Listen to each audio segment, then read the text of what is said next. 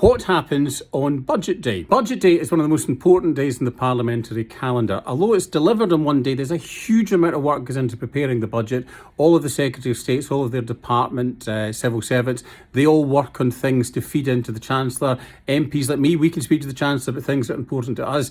And then the Chancellor and the Treasury, they take it all together and try and come up with a complete budget. Now, in the weeks before the budget, it's almost a national sport to try and guess what's going to be in it or what might not be in it. But the only people who know for certain are the Prime Minister and the Chancellor. Oh, one exception to that, the Office of Budget Responsibility, they get to see it in advance because they ensure there's an independent voice, an independent check that all of the figures make sense and add up. Now, on Budget Day, the Chancellor briefs key people. She tells the Secretaries of State how much money they're going to have to spend on health or defence or on education, things like that. Then she leaves for Parliament. She leaves from number 11 Downing Street, which is where she lives, and she always leaves with that shot that all Chancellors have done over the years. They hold the red ministerial briefcase up high for the cameras, and in it there is always a copy of the speech. Now, the budget begins at 12:30, right after Prime Minister's questions. Backbench MPs like me, we've got to be in our seats early. If we're not there at least an hour in advance, we have no chance of getting a seat.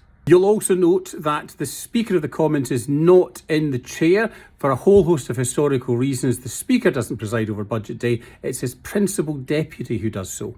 Now, at the end of the budget speech, the Chancellor will normally move two motions. The first motion is for these tax increases or decreases that she wants to take effect immediately. So if there's going to be an increase in petrol fees or a decrease on Scotch whisky, here's hoping, then they normally get voted through immediately without debate. The second motion that gets put forward is the one that allows for the budget debate. Now, that's where everybody gets a say and it goes in a particular order. First up is the Leader of the Opposition. Now, the Leader of the Opposition's got a really difficult job on Budget Day because she doesn't get to see it in advance. So she's got to try and respond and decide what she's going to say as she's hearing what the Chancellor's delivering. So what you'll notice if you watch that is lots of her aides, lots of her colleagues are passing her notes to make sure that they're all helping her put her response together. Next up, Liberal Democrats get to say what they want to say. Then it's over to us backbenchers. And the budget is so important that the entire budget debate takes 4 days.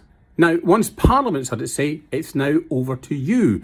Whether you're reading newspapers, watching television, podcasts, discussing it round the kitchen table, or maybe down the pub with a pint of beer, which hopefully is a little bit cheaper because we've seen a reduction in duty. Here's hoping. But that is when the conversation continues. So now you know